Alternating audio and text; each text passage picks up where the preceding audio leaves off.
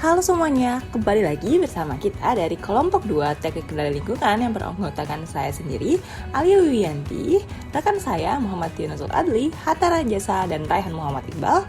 Di sini sebelumnya kita sudah membahas mengenai pengenalan microcontroller dan Tinkercad.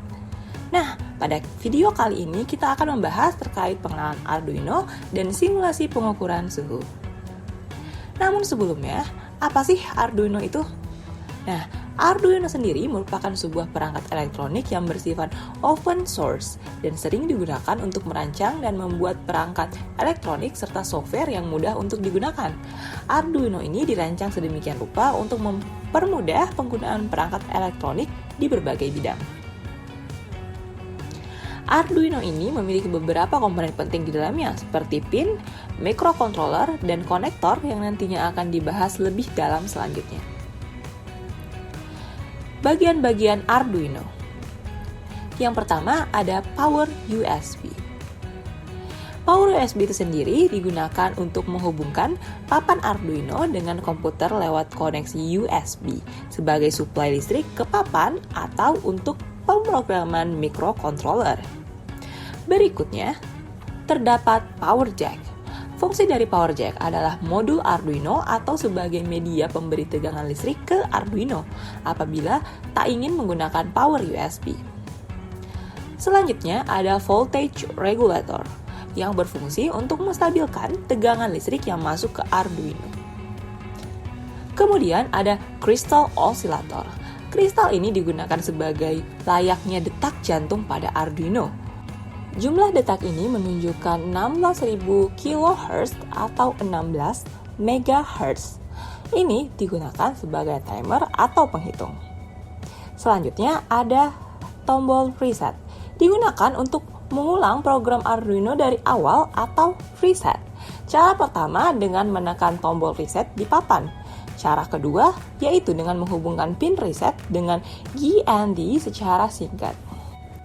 Selanjutnya ada pin 3,3 volt, 5 volt, GND, dan pin. Pin 3,3 volt berfungsi sebagai sumber tegangan output dengan volt sebesar 3,3. Sementara 5 volt itu berfungsi sebagai sumber tegangan output dengan tegangan 5 volt. GND atau ground atau pin negatif dalam sirkuit elektronik berupa akhir dari setiap jalur arus listrik. Pin atau pin untuk memasukkan listrik dari luar ke papan Arduino yang memiliki tegangan sebesar 5 volt. Kemudian ada analog pins.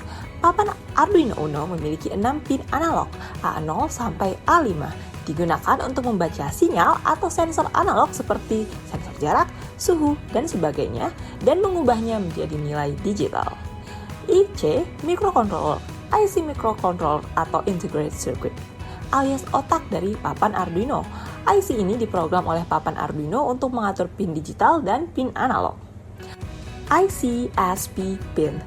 Sebagian besar ICSP adalah untuk AVR.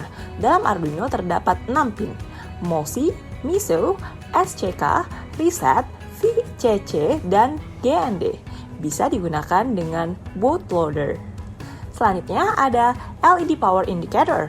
Lampu ini akan menyala dan menandakan papan Arduino mendapatkan suplai listrik dengan baik. Jika tidak menyala, berarti ada sesuatu yang salah dengan suplai listrik atau papan Arduino-nya. LED TX dan RX. TX atau transmisi dan RX atau receive. Dua LED tersebut akan berkedip saat pemrograman IC atau papan Arduino berlangsung. Selanjutnya ada digital pins I/O. Papan Arduino Uno memiliki 14 digital pin, berfungsi untuk memberikan nilai logika 0 atau 1.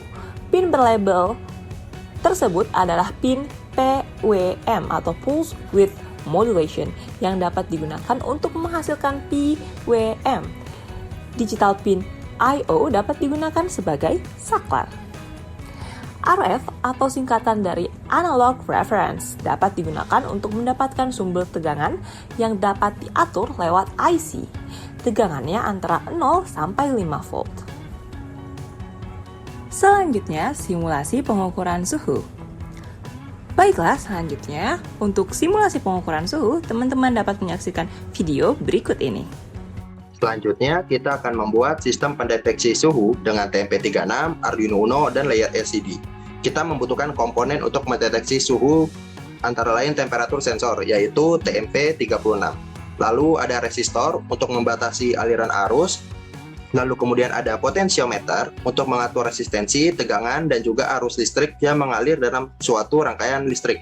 Lalu ada layer LCD untuk menampilkan berapa suhu yang ada, lalu ada breadboard small sebagai konduktor listrik tempat melekatkan kabel jumper atau header, pin male agar arus listrik dari komponen satu ke komponen lainnya bisa saling terdistribusi, lalu ada Arduino Uno R3.